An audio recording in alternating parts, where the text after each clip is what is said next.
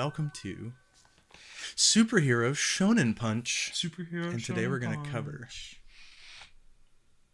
Today we're going to cover Hunter x Hunter. Is it Hunter x Hunter or Hunter x Hunter? Everywhere I've seen, they say leave the X out. Oh. It's just Hunter x Hunter. Okay. See, this is why we're doing this podcast. I'm sure I've done the same thing for far too long and would get my Weeb card removed, but... Do they give you that? You got one? I think after a certain number of chapters read, they just send it to you. When you go to an anime convention, you get one? That's true. That was funny. I went to that. I took your sister and my wife to our first anime convention. My little sister. Awesome. 10 years younger. Editor's note.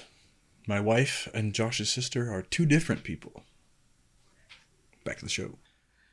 Mm-hmm. It was great. It was hilarious. Yes. And it was fun. And it was a good experience and kind of what I expected. I wish there was more to do. If you're done buying stuff and you're not cosplaying, there's not a whole lot to do. But she got something signed by a voice actor she really liked that was in the American version of Breath of the Wild. She voiced one of the ladies in that. She told me about that. In the Sand Village. I'm so bad with names and stuff. That is super. So that's one of the things I was actually looking at when I was doing a little bit of Googling for Hunter x Hunter, not Hunter x Hunter, Dave. Hunter x Hunter. That's right. I saw the list of some of the voice actors for, I guess there's a manga or an anime of it. Yes. I was shocked at some of the names. I saw Matthew Mercer is one of the voice actors. I had no idea. For me, that's a household name because I love D&D. Mm-hmm. No, it's Hunter x Hunter is a favorite of a lot of people. I think I saw some contest where they had viewers or readers vote, and it got in the top 5 of favorites all time. Oh wow. So they fairly recently in 2014, I think, they re-released all of the they started back from the beginning of the anime and not remastered, but redid the whole thing and then continued on past where they had in the past. So I'm wondering if he hopped on then and started voice acting in that redo of it. But that'd be interesting to learn. Yeah. I'm thinking because it was, I don't know how long he's been voice acting. I know he's been doing it for a while, but it was back in the really early 2000s that they were doing that first show. Okay. I'm actually so this goes, okay, this is... Yeah. Oh, it started in 99. The anime started in 99. Wow. Yeah. Okay. I should have done more research, clearly. Yeah, the manga started in 98. Okay. So. Well. Yes. You're about to see the real noob in me show up. I will prove without a doubt that I am new to manga, but my takes will still be fire. I will have hot takes that are gold, and they will spin your head. I appreciate it. Yeah. Oh, and the last part of that story with taking your sister and my wife to an anime convention, we left where the convention center was, and we're walking down, and we saw some stands set up, and setting the stage even more, I'm a month or two into my new job. I'm a quiet person, so people are still getting to know me and whatever else. I'm not shy about what I like, but I've not talked about anime and stuff to a lot of people. You don't wear anime t-shirts all the time? Correct. So we go down there and we're it wasn't anything bad, but it was a bunch of health and wellness things and I can be into that in different times, but coming out of an anime convention, I was I was hoping for food or so, I wasn't sure what I was walking into. Yep. I ran into my boss. Oh no. Yes. And he's like, "Oh, what are you doing here?" And I was like, "Oh, we were up at the anime convention." And I had to wear my badge loud and proud right then. Yeah. So, Okay. yeah. One of the reasons I have not gotten into anime or manga, this is not the right reason. This is a bad take, Josh. Is because of the stigma, because of the the perception of a fanboy of anime or manga.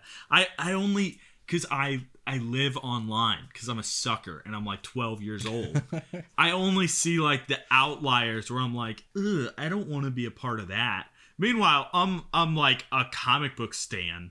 And like I got the same issue going on over here, right? Say from the outside looking in, you've got the same. It's just like everybody's 10 or 20 years older in the mental sphere. Yeah, it's like the whole Yes, it is the image that I have in my head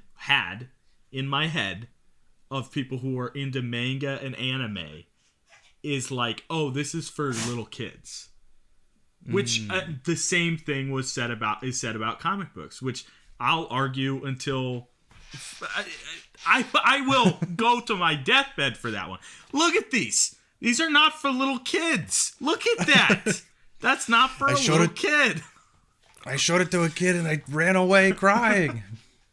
So, yeah, I think it's so funny that you got busted. You got busted. And thankfully he's a gracious guy and I think reserved judgment for later. Yeah, but until he probably knows you started a podcast about it. That's the line. That's true. That's a line. Is another unneeded podcast. It's true. Unneeded?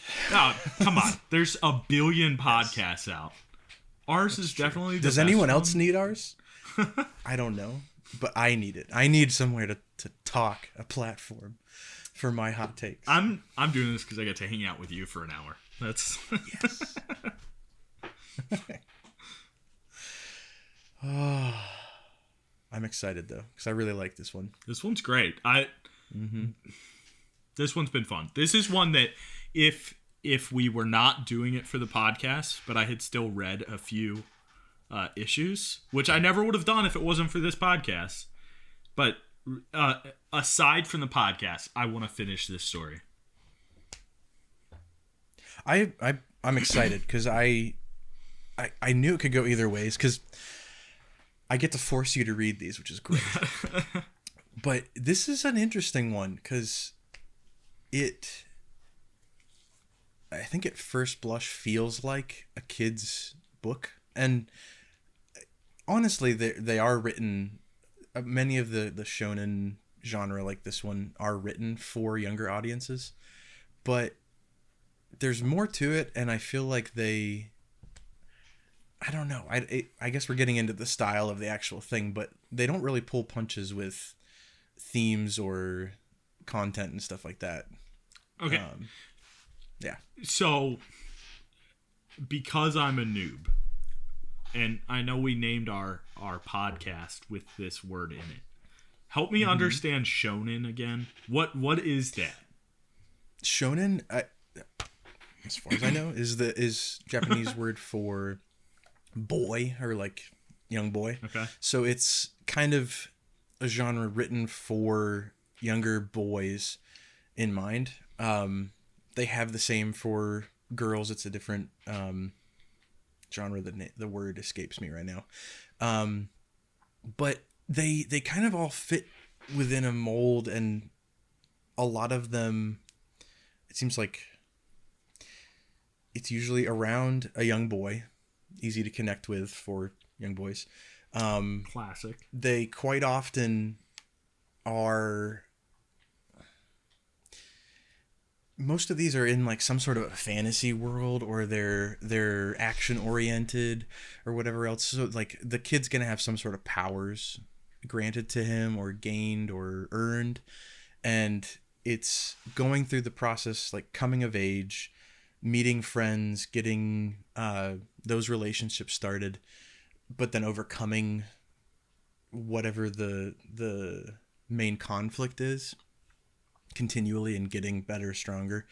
And there's definitely something to, like, people critique it now because a lot of shonen, it's because of the power of friendship, I can try hard enough and I'll always succeed. And they'll play with that a little bit where they won't succeed at first, or like it'll take more trying harder to succeed later.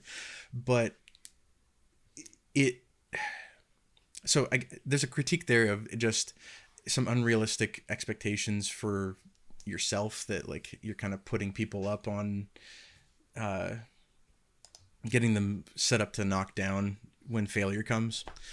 But it's a ton of fun, and there's a ton of hit shonen that are like the most beloved manga series and anime series. And we'll probably be visiting many more in this trek.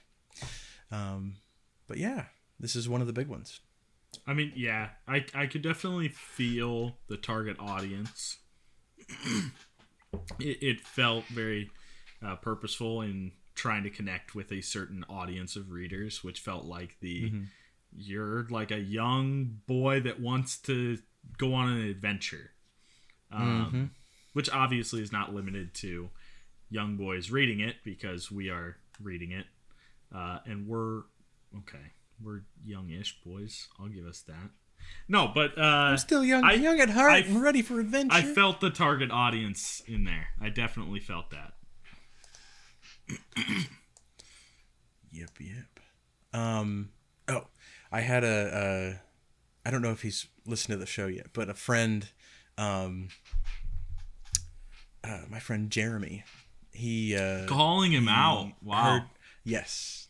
He heard we were doing Hunter x Hunter, and he said specifically that we should watch the anime at some point and definitely get into the ant arc. I can't remember I think there's another name to those ants because they're kind of crazy, but we need to get there eventually. So that's to say that this episode will be part 1 of our Hunter x Hunter Josh and Dave arc. I love it. Cool. Because, yeah, I mean, I spent a while reading, and I feel like I barely made a dent.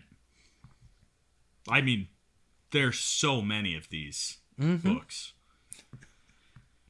I think you got to chapter like 17 or 18 of like the 2 volumes. Yep. And there's like 300 some chapters out. Oh my word. I think. Wow. But, all right. Without spoilers, first impressions. Without spoilers. Or we can jump in. No, I'm cool with doing without spoilers. I'll do another call out. Ben, he's probably read this, right, but I know he's particular about spoilers. So, Ben, we'll give you a warning, and this isn't it.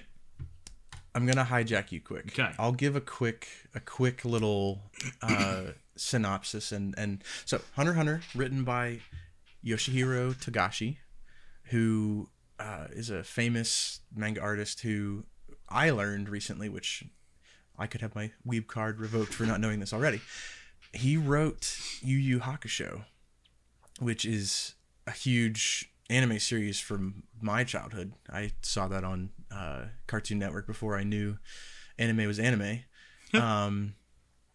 And it's a lot of fun. I think that one we may have to find eventually too. It's about a kid who dies and comes back to life as a paranormal detective, like the afterlife gods or whatever recruit him to go back and solve paranormal mysteries. Well, I don't know. I just think we should bring back the Satanic Panic, because those were Satanic Panic. Those were better days, you know. Never would have had that junk on my television. Don't tell your parents you play the D&Ds. That's been fun in Stranger Things. It has. Yes. But okay, back to Hunter x Hunter. And random facts about him. He wrote that. He wrote Hunter x Hunter, which is huge. He's been known to go on long, what do you call them? Long breaks in between making more volumes. I think that has to do both with his mentality of just wanting to enjoy what he's doing and wanting to do it right. But he also has some health problems. I've been reading that he's not been able to sit down for more than 10 minutes, and he's been drawing manga either standing up or laying down, and just there's some dedication there that I don't think I would have. But yeah, and random fact, he's married to the author of another big manga in the other realm of I need to just look up the name, but Sailor Moon, which is huge. That's a lot of other people's first foray into anime when they were younger. Yeah, and then Hunter x Hunter is about a boy named Gon Freecss. Love Gon. And yes, he's great. He's your favorite boy because he just... It's interesting because he's unflappable, but and naive in a lot of ways, but also really wise and kind of I don't know how you describe it. Like, I guess the best thing is like he seems like he just knows. Like he's just got that like creative sense to be like, I can problem solve my way out of anything. And I accept every challenge. Like, I'm here for it. Let's go. Buckle up. I'm just going to do something creative, pull something out my butt, and we'll figure it out. And then when he's faced with obstacles, it's like, even if he failed at it, there's this isn't a spoiler. There's a point where he faces an obstacle and he doesn't overcome it. And people are like, oh, that's so annoying. Okay, let's move on. And he's like, oh, you guys go ahead. I'm going to try this again. And they're like, why? And he's like, because I want to. Like, it's what I do. That's who he is. We love him. He's fun to see in so many different situations. Yeah, so Gon grows up on a small island. The world that we're in is kind of a fantastical It feels current times and not in like a fantasy, like wizards and stuff like that. Yeah. Because like there's cars and computers and stuff that you see later, but there's enormous beasts. There's special powers and things that you learn about later. And in this world, there's a like a position that has a lot of mystique around it called the Hunters, the Hunter Association. They are a group that, without spoiling, it's like a group that has both power, but then are the top of whatever field they're in, and really guns a-blazing, like blazing trails down their respective fields, if that makes sense. And Gon finds out that his dad was a hunter, which this is like page 1. Yes. It's like page 1. Oh, your dad was a hunter, and that's like the big thing is like you are a hunter for something. That's like the career people want. And if you make it, you get a card and you can fly anywhere in the world and you're going to be dirty rich, and just that's like, it's the life, but it's super hard. Right. And there's specialties in it. It's a whole thing. I don't understand it Yeah. yet. You're still a baby. We'll get you there. I'm still a baby. And so in finding out that his dad is a hunter and kind of he meets a hunter and gets exposed to like what that kind of is, and decides, yeah, I'd like to do that. It seems like both a natural next step as he kind of conquers his small town in a way, and he'd like to find his dad, just to meet him. Like, not really with any expectations, but yeah. And that's probably most of the spoiler free, I think. Well, I want to share my take, which is not going to be. Yes, sorry. No spoilers. No, you're good. You're good. I cut you off and then I went for a long time. No, you're good. Context is good. I think that the world building in this story was really fun. I liked the way they just, without really explaining too much, were like, here's the world and the things going on in it, without too much explanation. And they're just like, just assume, like, just figure it out. There's hunters, whatever that means is how it is. And then, you know, a couple chapters and it's like, oh, there's this organization. And they didn't give me like, oh, ask these questions. Like, here's the hooks to figure things out. They were just kind of like, here is something about something, and you can assume the rest, and maybe we'll give you more. And I don't know if I'm going to get more information on a lot of the stuff they gave me. They just kind of drop things into the world that I mean, I'm really enjoying, but it's, I feel like a interesting way to do this world building where it's not built around these questions and mysteries that you're trying to figure out. It's just kind of like, this is what it is, and maybe we'll change it. Maybe we'll give you more. I don't know. I like the world. I really, really like the characters in it. I think that's the thing that's most attractive to me about this story, is that there's a panel. I took a screenshot of it, actually, when I was reading it, of Gon, and he is trying to figure out, basically, why do I want to be a hunter? And he has these two new friends that he made that are also trying to become hunters. And the one is on his left side and the other is on his right. And they're both in this giant wall of text, just expository, saying, this is why I want to be a hunter. And the one is like, oh, I'll do such great things for the world. I'll have an impact in this way. I'll save lives. I'll do this. I'll do that. And then the other guy's like, I will go anywhere I want in the world. I'll be one of the richest people in the world. I'll have power over, these, like, over this. I can buy any house I want. And you see his eyes, and he's cross-eyed, and he's looking each direction. Great panel. But they have these three characters with all very drastically different motives. And they flesh it out from, like, the second you meet them, in a way that's not just through confrontation. It's not like people arguing and being like, you're doing it wrong, I'm doing it this way. It's just these characters that you meet, and then you're like, oh, this one solves puzzles in this way. And I already know why, because they explained, like, this is who I am. And then you get to watch them do that. And they don't shove it down your throat later on. They're just kind of like, you already know who the character is. We told you that. Now you just get to see what they do with these different puzzles and situations. The characters are what really stood out to me. Another thing that stood out to me, though, this is one of my spicy takes, Dave.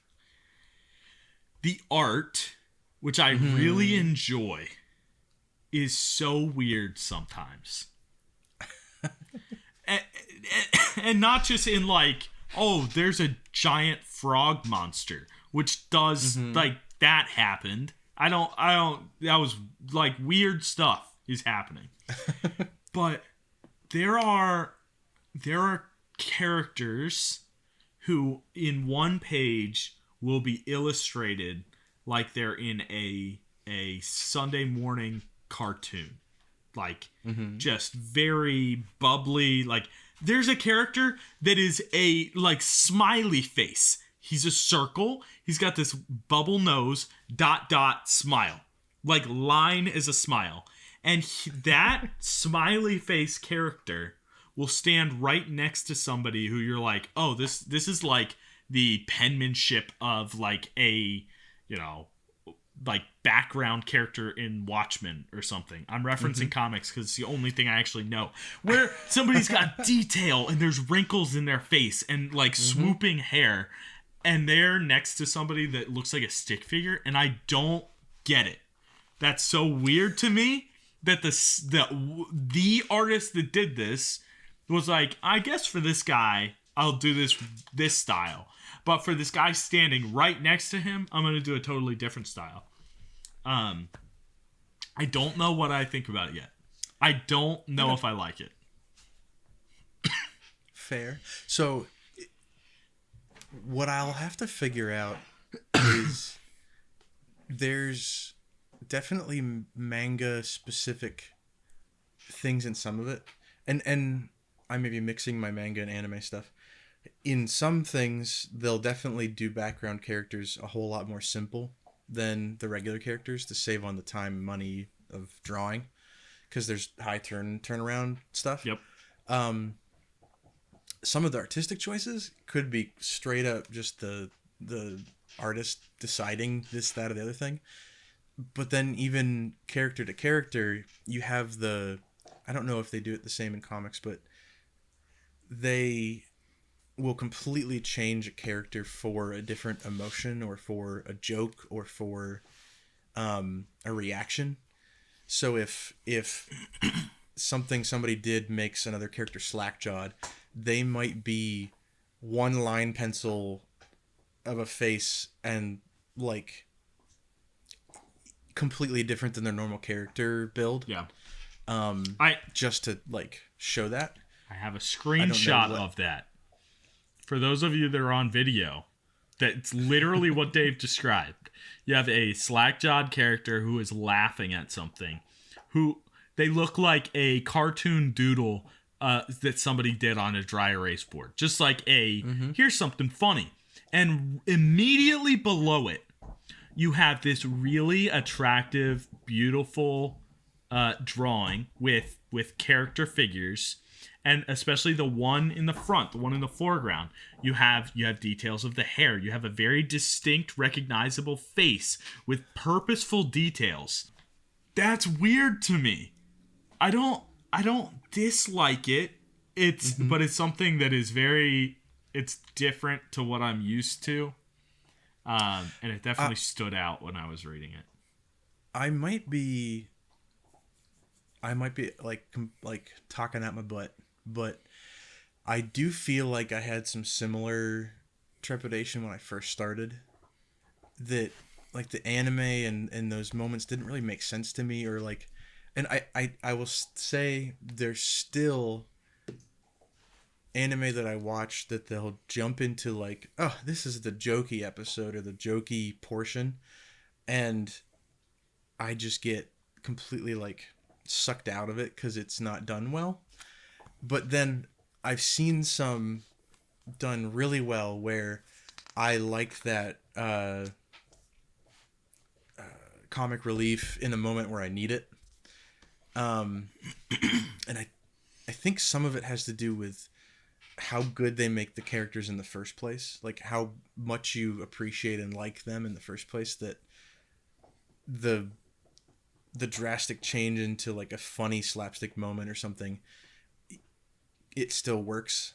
I guess it's just how you do it, but it definitely could come down to preference too. But I don't know. I just randomly think of, there's some scenes in Full Metal Alchemist, and I love the show, love the characters, that they go like stupid face like that, and it just works for whatever reason, because it's like the main character gets like mad at somebody, but like gets the devilishly like the grin of like, I'm gonna get you back, like, and I'm excited about it, and the way that they drew it, it works.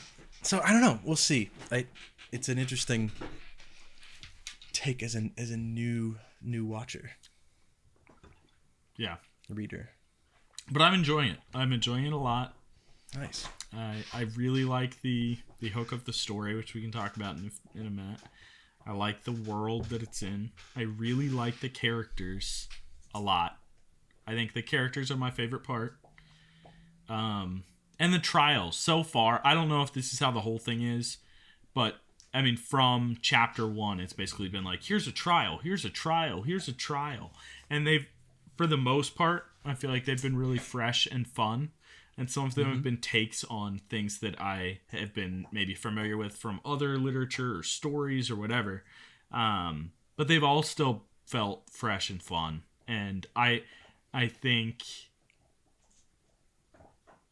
they did a good job writing characters into situations where it feels very consistent, especially like the main character. He always feels like the same guy. He doesn't feel like he's changed at all. And I really enjoy that. I really like how he's running at his challenges. I think it does stay consistent. And I think you get similar format where they overcome things. It may not be a test specifically. But if you're into seeing them overcome things, it definitely stays fresh, I think, throughout. Because the places they take them are pretty crazy, and I don't know. I'm excited for you to see. Good. Do we want to talk about anything else before we dive into spoilers? I don't know. I guess I could say, reading some of Togashi's background, that he enjoyed horror movies. He likes, I don't know how to explain it, but like, he has a style that can, on that like turn of a dime, go into like something pretty macabre kind of randomly. Yep. But also likes really funny, cheesy moments at the same time. That, with him saying he likes horror and like Evil Dead being one of his favorites, and kind of funny, slapsticky, but macabre, it shows in this. And I think it makes even like side characters or main characters too, but it feels like everyone's got an edge. Everyone's having fun and kind of laughing, but there's one guy laughing in the corner with kind of a glint in his eye, and he might have a knife behind it. Like, it's a fun, on like, keeps you on your edge, on the edge of your toes. Yeah. Kind of read. It's fun. I'll say on that too. So I didn't know that he liked Evil Dead. That is my favorite horror. And horror is my favorite genre. This is that's great. I love that. We should have an episode on Evil Dead. Side note. I know it doesn't really fit, but I don't care. There's also that weird. Oh, crap. Sorry, Dawn of the Dead. Oh, come on, Dave. Sorry. I'm sure he likes that too. Man, I know that I just mixed. What have you done? What have you done? That's okay. We should still watch an episode of Evil Dead. Or watch an episode. We should watch one of the Evil Dead movies and then talk about it. I'm down. I don't know if I've seen it. I may have seen portions. Oh, man. Comedy and horror collide. And redefining genres. That's Sam Raimi. That's him right there. We'll get into that later in a different episode. Before we do that, my dog is chewing on a bone. Can you hear that? I haven't heard it. Okay. You might have... I hear people eat up the dog cam and dog content, so okay. I think well, she's not visible anymore. She moved under the desk, but she was, and she's cute, and I love her. You should put her in your shirt and have her face in front of yours. She's 55 pounds, so I'm not going to do that. But... I mean, that's about how much you weigh. Sure. Okay. Speaking of my weight, back to what I was saying. The weird, like, influenced by horror, but it's still this funny, adventurous. There are some characters in this story where their visual appearance is jarring to what their character does. Mm-hmm. And then there's parts in the story where there's violence that I was not expecting because the story will go on these long periods of time where there's really no violence and no nothing super disruptive to the characters, where you're like, they're all safe, everybody's fine, this is just people doing their thing. And then suddenly, like left field, you turn the page and something violent happened. That shocked me. There's parts in these chapters where I just did not see things coming, and especially with some of the violence, where it's like, oh, I did not expect that with the story that I was reading. Yeah, it's fun. It's something I don't think I processed before just reading it myself. But yeah, it's kind of surprising and fun. I don't know. At times it doesn't feel warranted, but I don't know if it's more just to build the world that it's a dangerous place, even with the nice characters. I don't know. Yeah. But yes. Is it time? I think it's time. Ben, unplug your ears because it's spoiler time. And go read a lot. And then come back. Yeah. Or I think you can do what you want. You're an adult. Unless you're not. And if you're not an adult, go read. I don't know if do something better. If I'd read. Yeah. Yeah. Read a book. Read history. Yeah. You nerd. You freaking little nerd. You need to earn your other nerdly exploits. Sure. Yeah. Spoiler time. Spoiler time. We need like an audio intro, like a bell that dings really loudly whenever we are about to talk about spoilers. I like it. Or you could just yell. I've got neighbors. I don't care, Dave. That'll do. Can you cut that? Clip that. And every time we're about to do spoilers. Just a little. Yeah. I like it, honestly. I like it. It's cute. Oh, I'm getting warm. I have to turn my freaking fan off because it makes noise. Okay. Spoiler time. It's a hot seat. That's why. Your mic just changed so much. Did it? Yeah.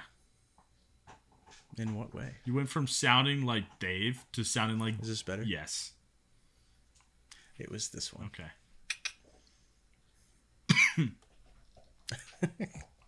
Okay. So. The boy leaves his home. He leaves his mother and decides to be a hunter. Like his dad. That's right. Who abandoned him? ? Yeah. He was like the different. So I've read so far ahead that I can't reveal some things to you. The dad is the mom. That's my guess. Maybe. That's my guess. I'm sticking with it.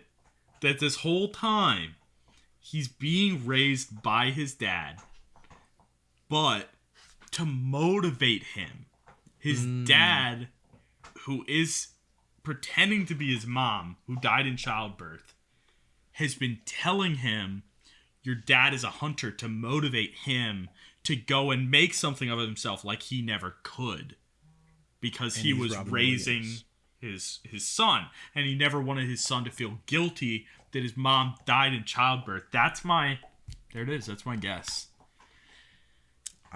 I can neither confirm nor deny. Okay. But yes, so he meets two people. I forget. Is it on the island still? I think when he's leaving the island. I think they're on the boat. Yeah. Yeah. So they get on a boat to go to hunter trials, right? Right. And he meets two friends. Mm-hmm. And I didn't like one of them at first. Was it Leorio or Karapika? It was the tall dude. Yep. I feel like that's a pretty normal... People kind of hate him at first. Yeah. He's the guy who's like super motivated by money and like, I'll have power. I'll be cooler than everybody else.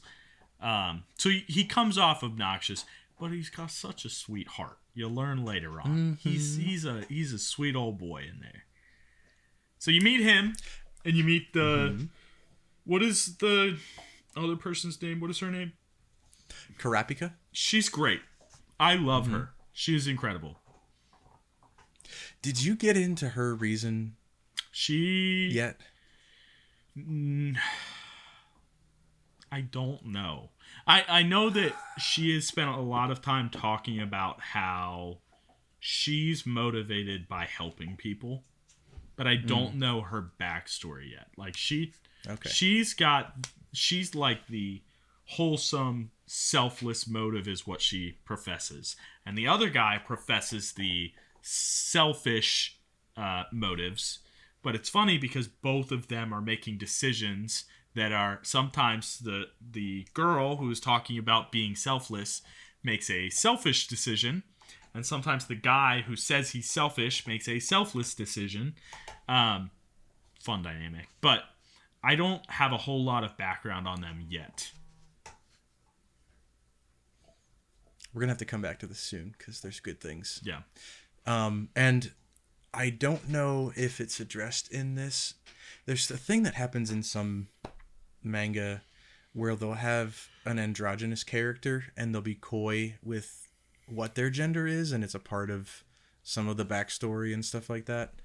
So I don't know if it's revealed. I don't know if it ever is revealed. Like who Karapika is. Okay. So yeah. Okay. I have noticed a few other animes that I have read and mangas that I've watched. I've noticed that actually, and particularly with Attack on Titan, there's a character that, because I'm watching it through all the way to the last season that just came out, I thought one of the characters was a girl. Until in this last season, I was like, oh, wait a minute. Yeah. And they'll do that in the story sometimes on purpose. Sometimes I think it just happens without really a plan. Yep. But the main character will be like, I have feelings for this person, but like they think they're a boy or one way or another, and then it's the reveal happens and they're like, now I'm so confused and I don't know what to think. That's interesting because I that's not a theme I'm familiar with in stories that I've consumed. There's not a whole lot of forms of media and stories that I've read, watched, whatever, that even go anywhere near any sort of content like that.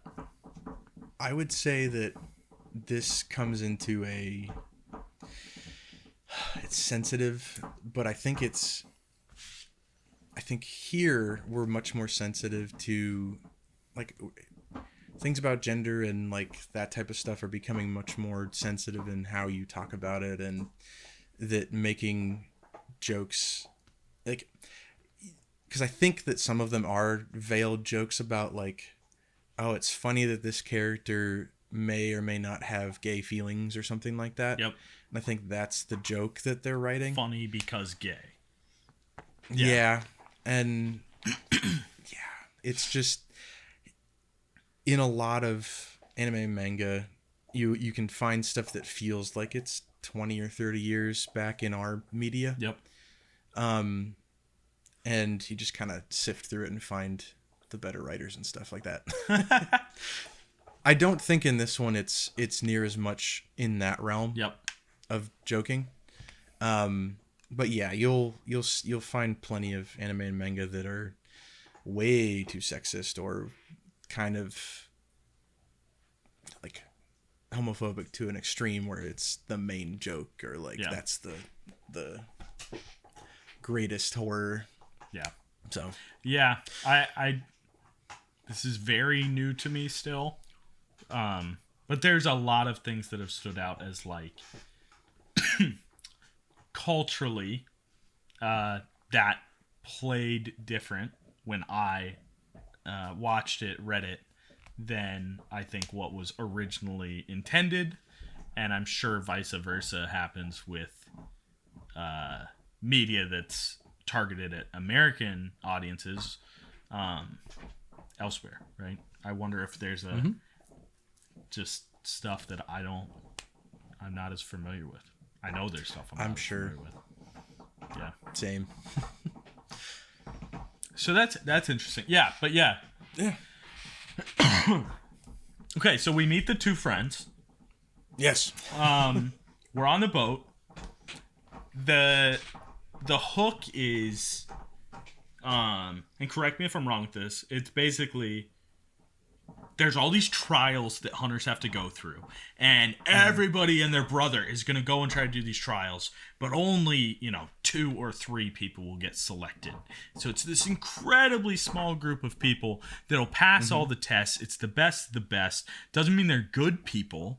They might be evil people that were willing to backstab, but only the people who can solve the puzzles, do everything correctly, will pass these tests. And so they're like, oh, we're gonna go do this, and then right off the bat it catches up to them where they're on a boat traveling to where they think the trials will be, and immediately they learn, not immediately, but while they're on the boat they learn this is already the first trial.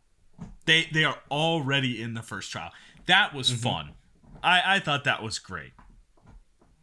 The taxi driver is the teacher. Yes. Yeah, it was fun. Just kick it off right at the bat. No more like side story traveling thing. Yeah. It's a lot of fun.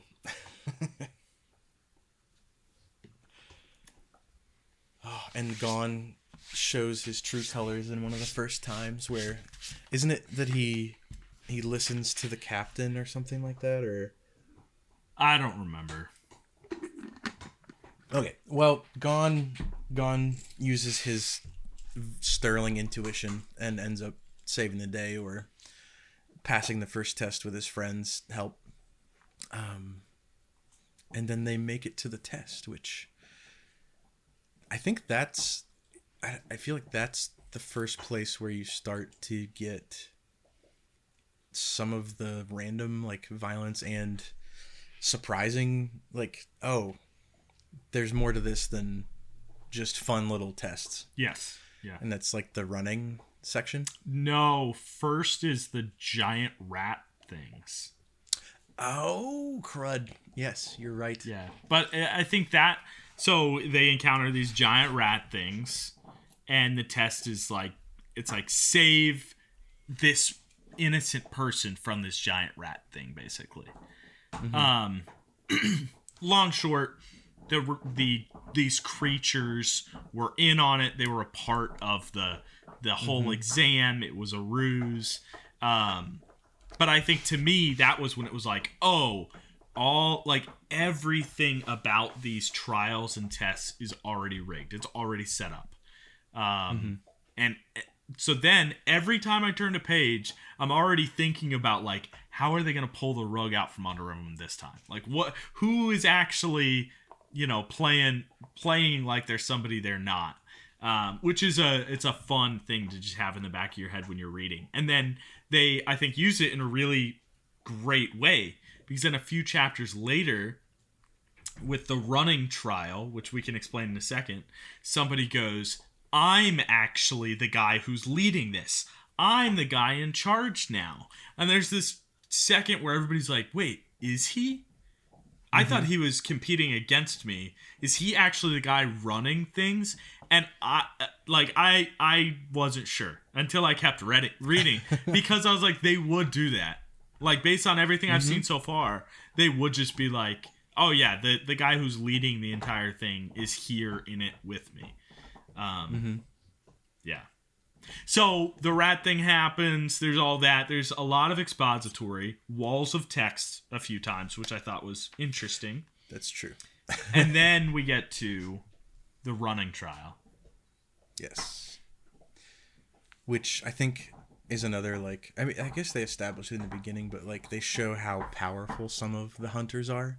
Because the examiner is like, all right, followed me to the next section of the test.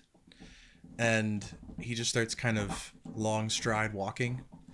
And they're, like, having to jog to catch up. And then he keeps upping the pace, and he's not tired at all. And half the group starts dying and falling back, basically. And then they start to establish more that there's along with the trials, a lot of the contestants, or whatever you want to call it, the examinees, are also going to be an issue. Yeah.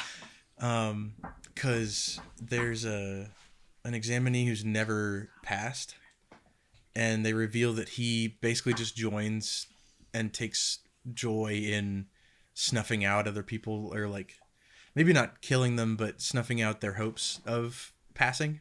Yep. So I think he gave, like, somebody, like, a soda with a laxative, or at least, like, just gave them something that wouldn't help them run. And you just start to learn that he's kind of a jerk. Yeah. The whole way through. And he comes into play more later.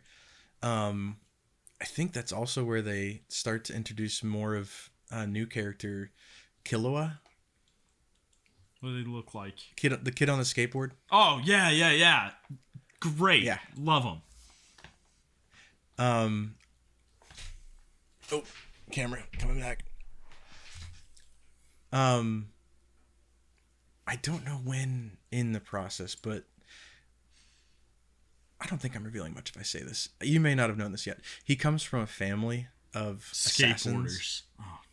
Yes. Man. Skateboarding assassins. Skateboarding assassins.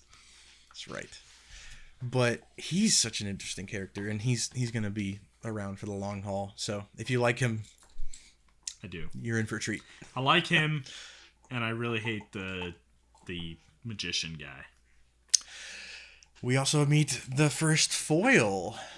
Is it Hisoka? I don't know any Hisoka? names, and I won't even try. Okay.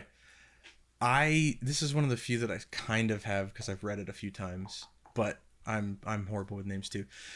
He's the guy where you're like, oh, well, who's this, like, literal Joker, Jack of Hearts? Yep. Like, what's going on here? I don't know how early on, but he just kills like 5 people pretty fast. It's like right there. It's like in the running trial.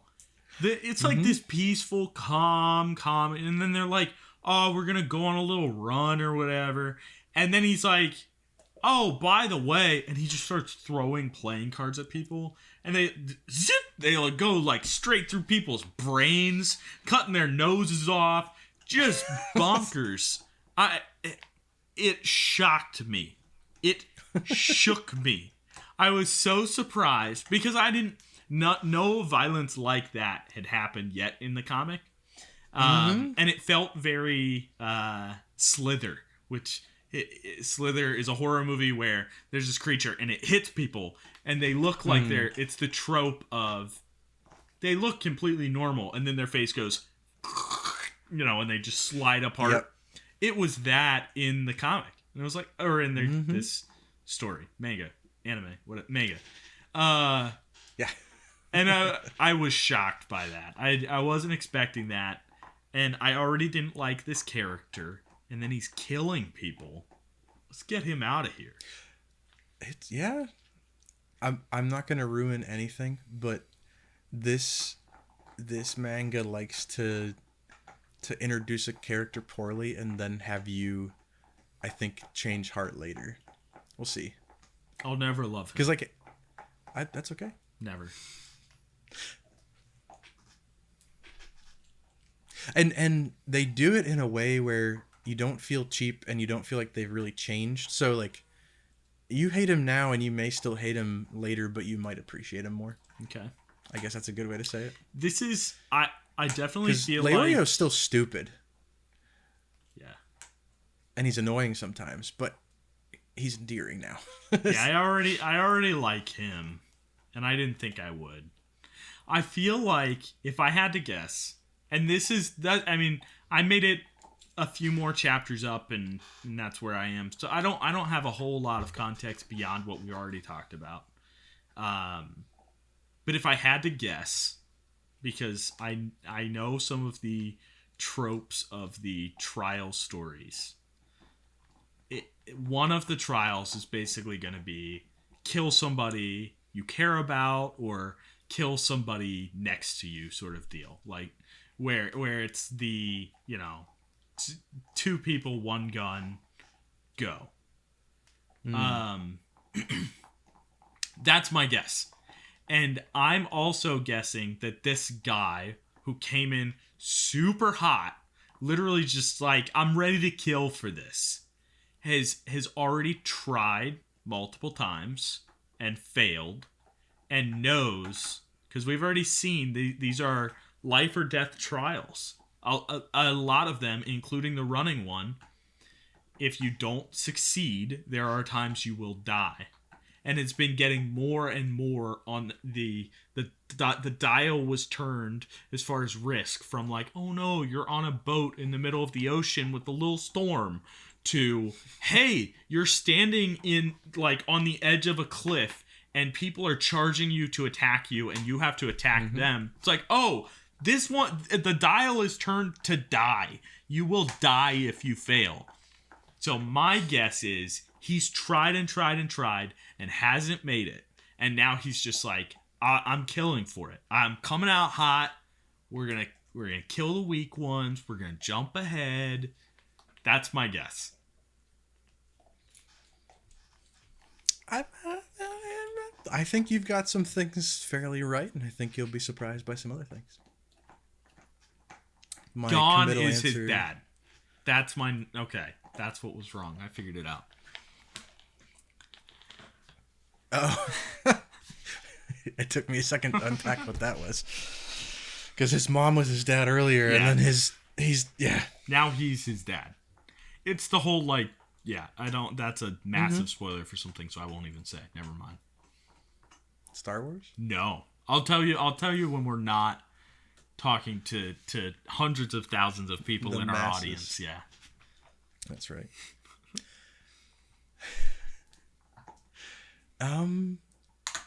So okay, we meet all these characters. They go through these tests. The tests, they do a lot of the test is happening now, even though you didn't think it was the test. I think that they stop being quite as coy as they go. Yep. And it's like, okay, this is the actual test. Go do this thing. Yeah, and I think you reach that where they get out of the tunnel that they've been running in. And the characters grow closer together at different points, because I think Gon at some point goes back and helps Leorio, who's struggling with the run. And Killer was like, why are you doing that? Like, he's weak, like, let's leave him, type of thing. And they do develop the characters throughout this. But then they reach the end, and is that the cooking special? Yeah, that's the cooking special, which I loved. I thought that was a great bit. It's fun, and I think it reveals even more that, like, the world of hunters is really weird and vast. Yes, I agree. And yeah, because you have the gourmet hunters.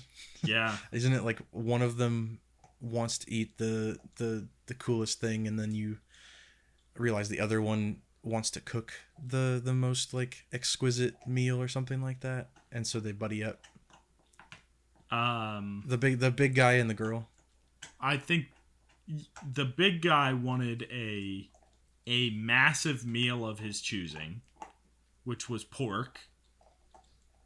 And then the girl wanted the most unique and high quality meal. So the guy wanted quantity. The girl wanted quality. So quantity, a bunch of people brought back pigs and fed them to him. And then quality, and she goes, I want sushi. She's like, I want the best hand-rolled sushi. Meanwhile, they are not near saltwater. And she's like, I only like sushi that is saltwater fish. And he's like, doesn't that seem broken? And she's like, no. It'll force them to make something incredible that nobody's eaten before. And person after person keeps bringing her these sushi rolls that they're making. And she's like, that's bad. That's horrible. You're out. No. Done. Stupid. Leave. Bye. And everyone gets dequalified. And I love that. I think in this one, you expect Gon to somehow overcome. He's like, I know that this freshwater eel, for whatever reason, likes to lick salt in the forest, so it tastes salty. No, I think he has one of the worst ones. And she's like, this is crap. And that's like a very funny setup joke that lands well, because in so many stories the main character can do no wrong and never loses, and it feels good when he has weaknesses along with his strengths. Agreed. And then we meet what is it called? It's like the Commission of Hunters. Yes. I don't know if it's revealed. I don't know yet. But yes, the bureaucracy comes down and the leadership, and they say, this might be a little too stringent. Maybe we can do something else. Yeah. They're like, we gotta figure something out. And then long short, there's 40 left after that. Mm-hmm. And this started with, I think, thousands, then hundreds, now 40. Right? Yep. And they get in an airship, and they go to fly somewhere else for the next trial. And while they're doing that, Gon and I don't remember. Killua, is that who it is? Play a game of keep away with some mysterious old man. It's a fun one. That's a fun one. And this was great because they play keep away and they almost win. And the old man is victorious. And then they're like, oh, let's do it again. Gon is like, let's do it again. We almost beat him. And Killua goes, no, you idiot. We got to give up. He only played with one hand and one foot. So the whole time he was only standing on one foot and using one hand. And I went back I flipped pages back, and then I checked, did he ever use, and I thought that was really fun. That was fun. But then we get to see Gon, who is like, I'm staying because I want to make him use both hands. I don't think I can win, and I'm not trying to win. I'm trying to make him use both hands. And he literally goes, if I do, I win. And he ends up doing that. And he says, I win. I just thought that was great. That was so fun. He changed the rule to be what he set. Like, he set a goal.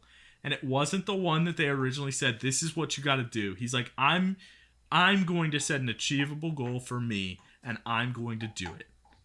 And that's why SMART goals are important. Welcome to Business 101. I feel like I've learned something. I need to start setting some SMART goals.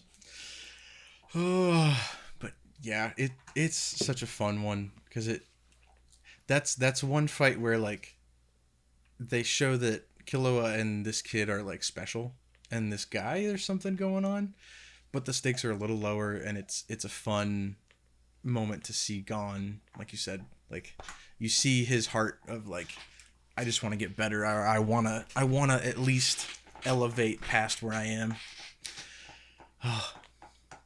That was fun. I'm so excited for you to keep reading, though. Me too. I think we should. There's been some good. Go ahead. No. You.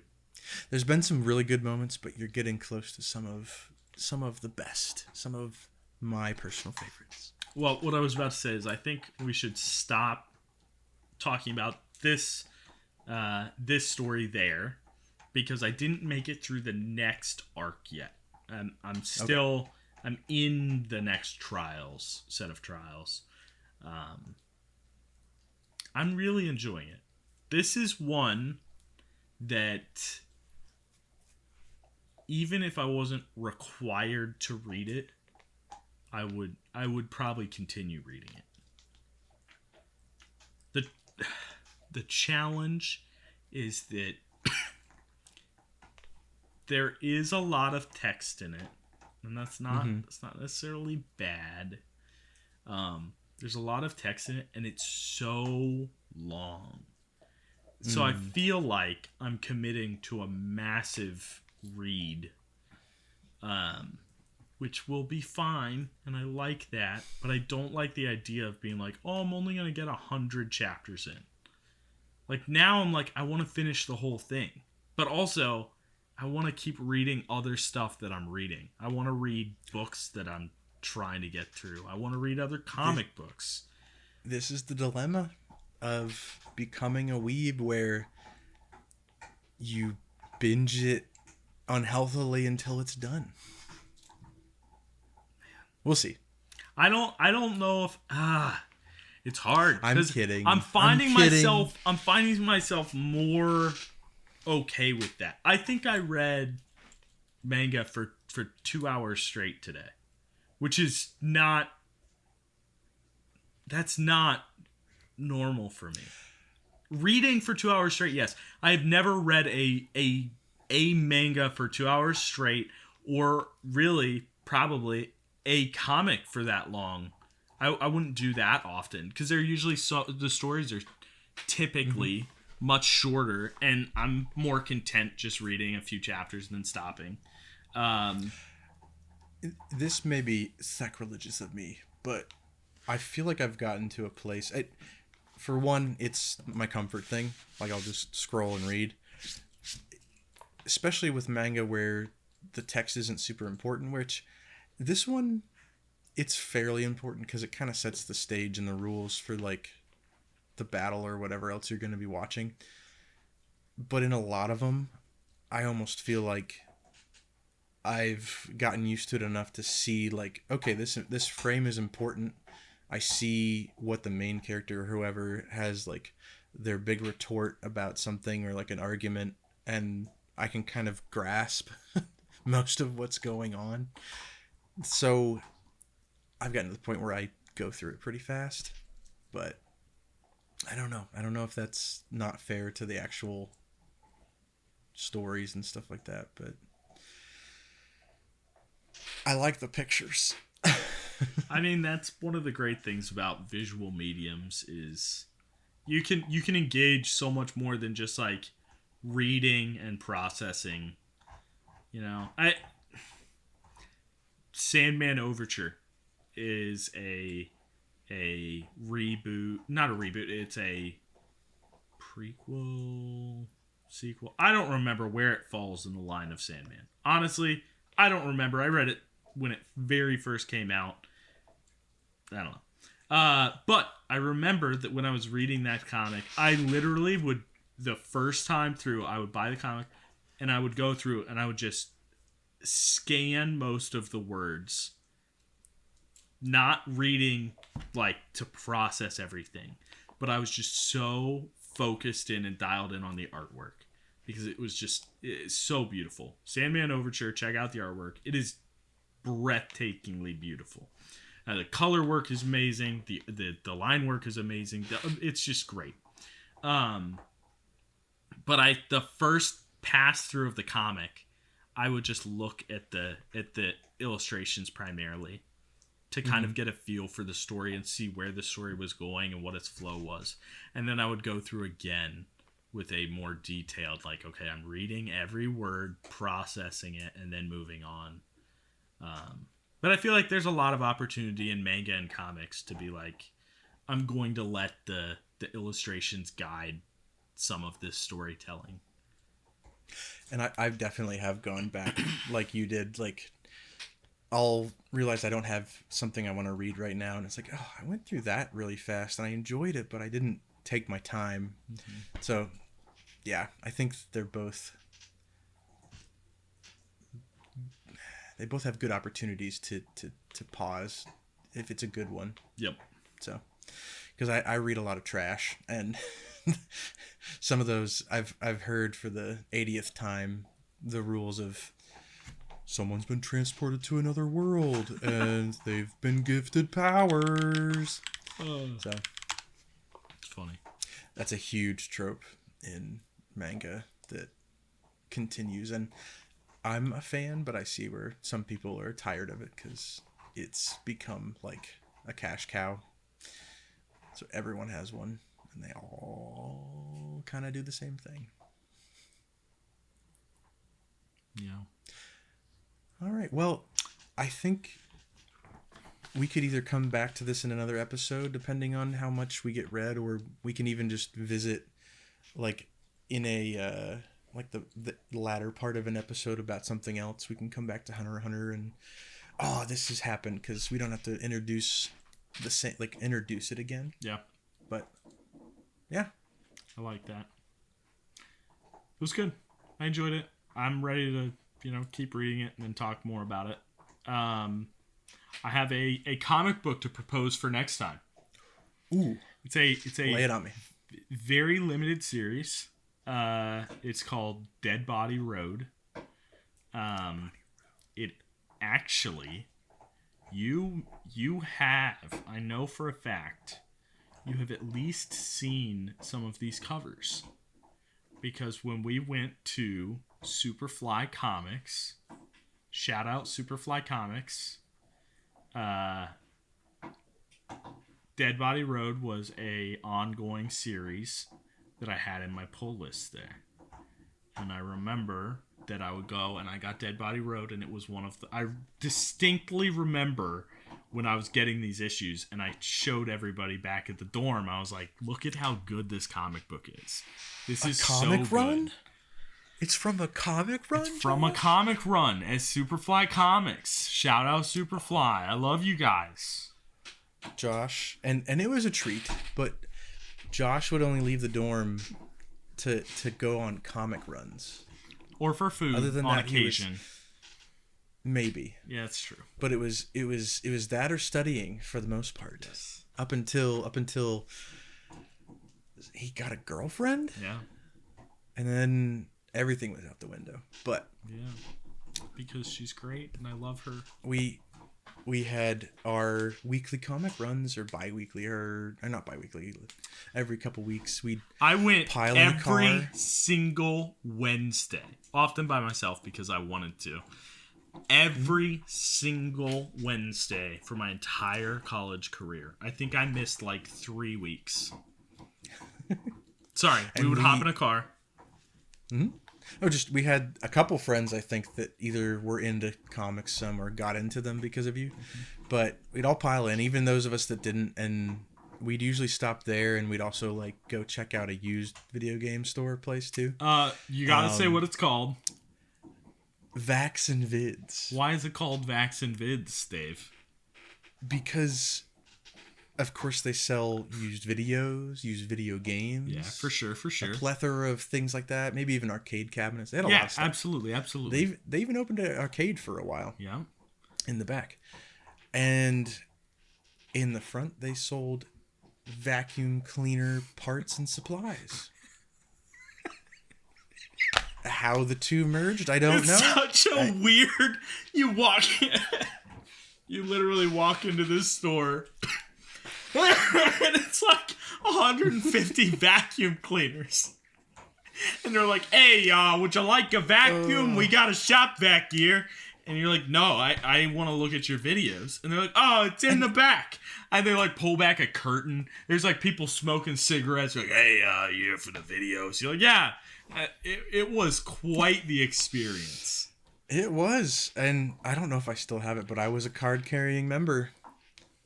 Because you could get a membership that like you got a little bit off of any of your purchases. And they had great prices on movies. It was amazing that way. Yeah. It just like I remember my parents buying a bag for their vacuum cleaner sometimes in the past, but they'd go to like Lowe's or something. I'd never seen or even heard of a vacuum store where they had I don't even Nobody's heard of a vacuum store. They had belts, they had bags, they had all kinds of stuff, and it's like I don't think I ever saw anyone buy anything vacuum related. No, they were money laundering. I will bet everything I own that they were money laundering through Vax and Vids, because those games and movies were way too freaking cheap. And like you said, we went there as often as we went anywhere, right? We were at Vax and Vids. And I never saw a single soul walk out of that place with a vacuum in hand. Nope. I have no idea. And it's since moved. It moved down. So here is this fabled arc of Vax and Vids. I think it still is in business right now, but it moved. The arcade end of it didn't go so hot, and there may have been other reasons, but they moved out of their large corner store of the strip mall that it was in into a smaller one alongside a lawnmower repair. Stop it! You're lying. Yes. So it was Vax and Vids, along with like I don't even know what it was called, like Lawnmower USA. I don't know. And that then I think the lawnmower repair guy ended up retiring, and he then moved further down the strip mall into a smaller place that is still Vax and Vids, but it is since kind of declined from its former glory. Oof. Vax and Vids, if you're watching, if you're one of the 4 people who is watching our podcast currently, we love you. We care about you. We want you to get some help. Don't launder money, right? That's not the solution. Maybe move away from vacuums. Maybe mowers is where it's at. Maybe that's the next investment, right? Could be. I don't think it's vacuums. We've all got Roombas now. It's too late. That ship has sailed. We care about you. We love you.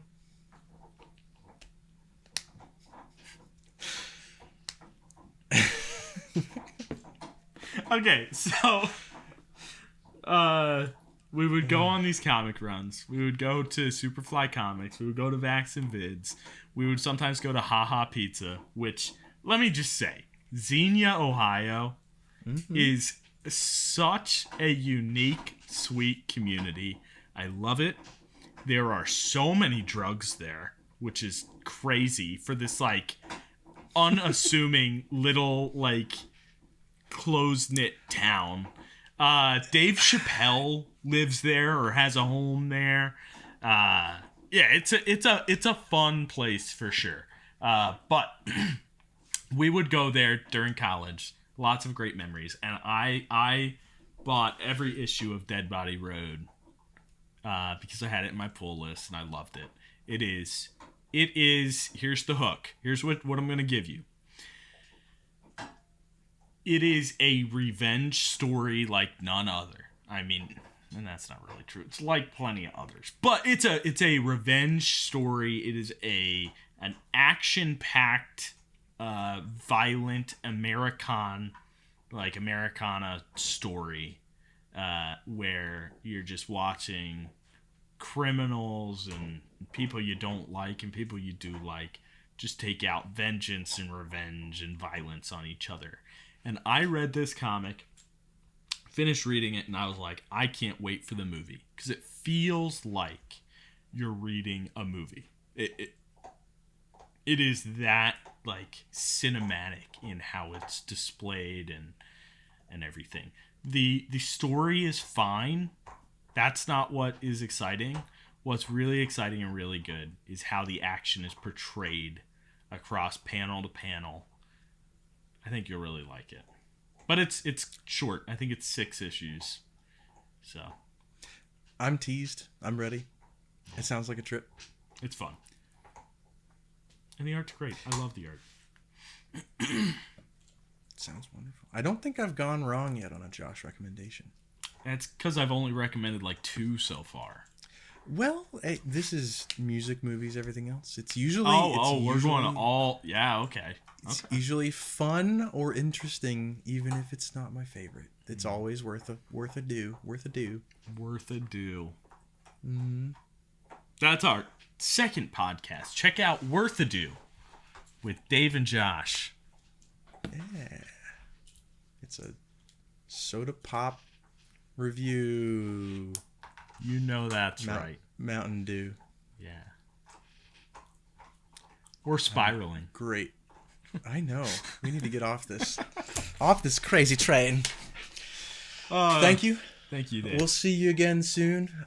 Hopefully I get to a place where I can open a window and it won't be hot and can turn my fan on and not have the mic pick it up.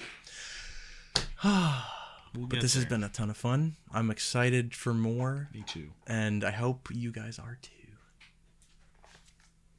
We're signing off. We love you. From New York, this has been Josh. This is Dave. Go buy a Vac and a Vid. Vax and Vids. You know where we are.